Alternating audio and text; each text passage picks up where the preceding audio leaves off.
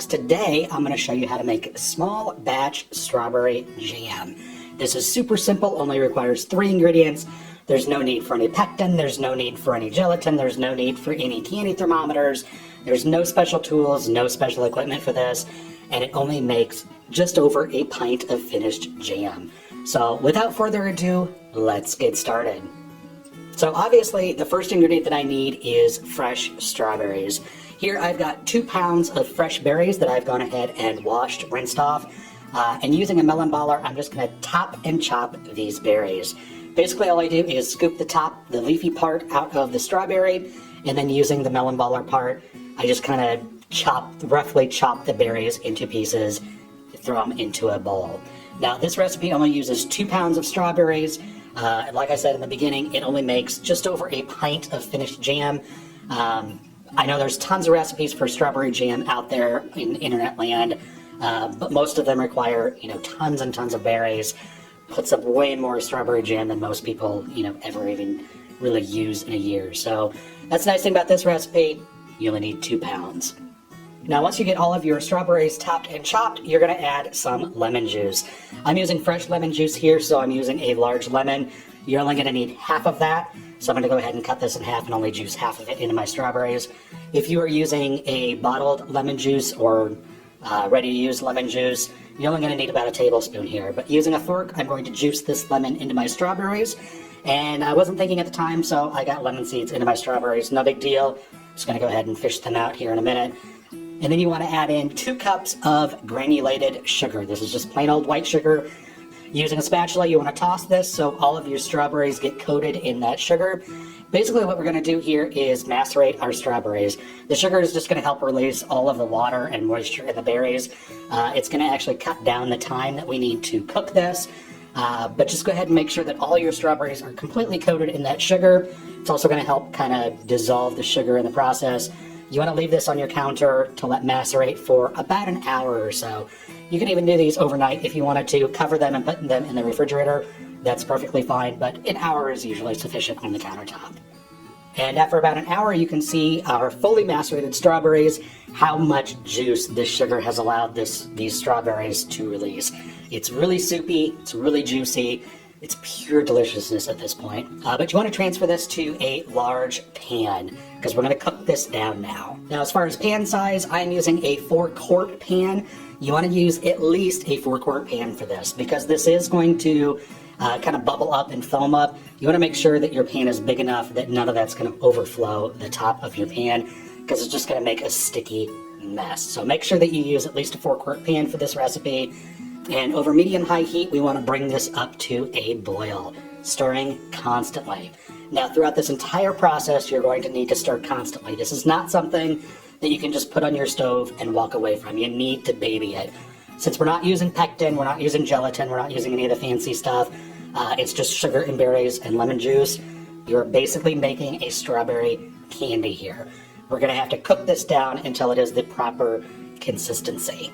Now you can see here my berry mixture has started to come up to a boil, and this is really the time that you want to adjust your heat.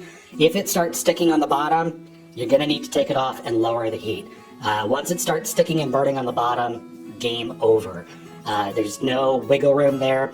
So turn your heat down between medium and medium-high. Again, stirring constantly. I cannot stress that enough, to stir constantly during this process. You can see how it starts to foam up quite a bit as you're stirring it. If it starts to get up to the very top of your pan, just go ahead and lift your pan up off the heat and again continue stirring, and that'll help kind of the foam retract down a little bit. And here we are after we have cooked this for about 20 minutes or so. We're about halfway through now. You're still going to need to continue to stir this constantly, but you can see the foam, the color of the foam has darkened up quite a bit. The mixture has thickened up a little bit, but we're still going to need to cook this down. So again, with the heat between medium and medium-high, I'm going to continue stirring and continue reducing this mixture. Now you're probably wondering, without a candy thermometer, how do I know that this is done? Well, there's a couple things that you can check for. The first is the foam of the strawberry mixture. When this is done cooking and it is at the proper temperature, the foam on top, you will actually be able to stir it in and you won't have any more foam on the top. That's one way that you know that it will be done.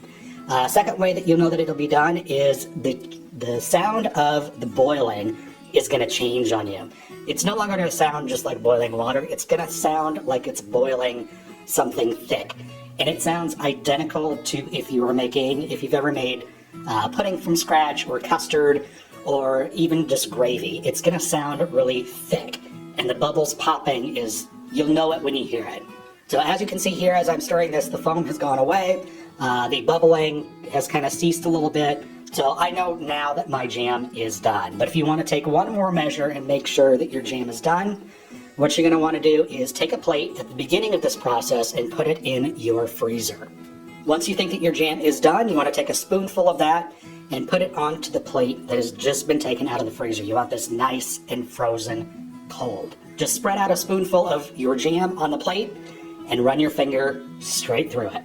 And when you tip that plate up on its side, if it stays put and that line that you drew in with your finger stays put, you know that your jam is done. Now don't worry about that jam being extra hot. Putting it on the frozen plate cools it almost instantaneously.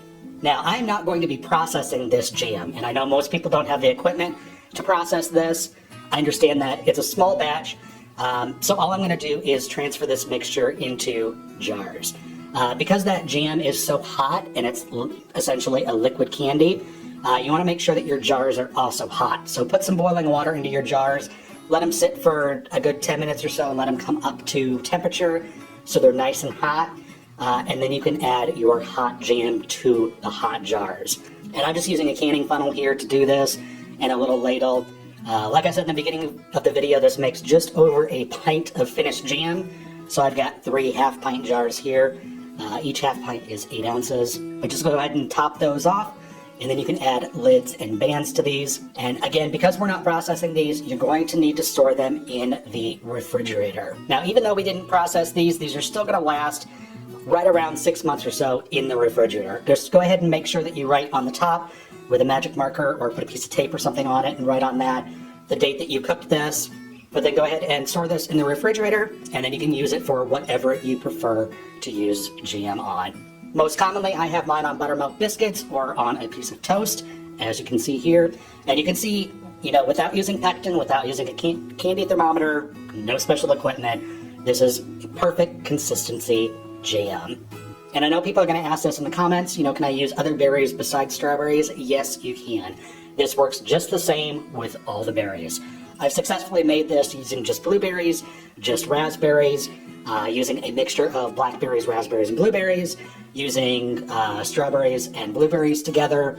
Any combination of berries that you want, or any single berry that you want, this all works the same for. So there you go. I hope you guys enjoy learning how to make strawberry jam, small batch style, without any special tools, equipment, or ingredients. If you like this video, be sure to give it a thumbs up. I would greatly appreciate it. Subscribe for more deliciousness and to keep up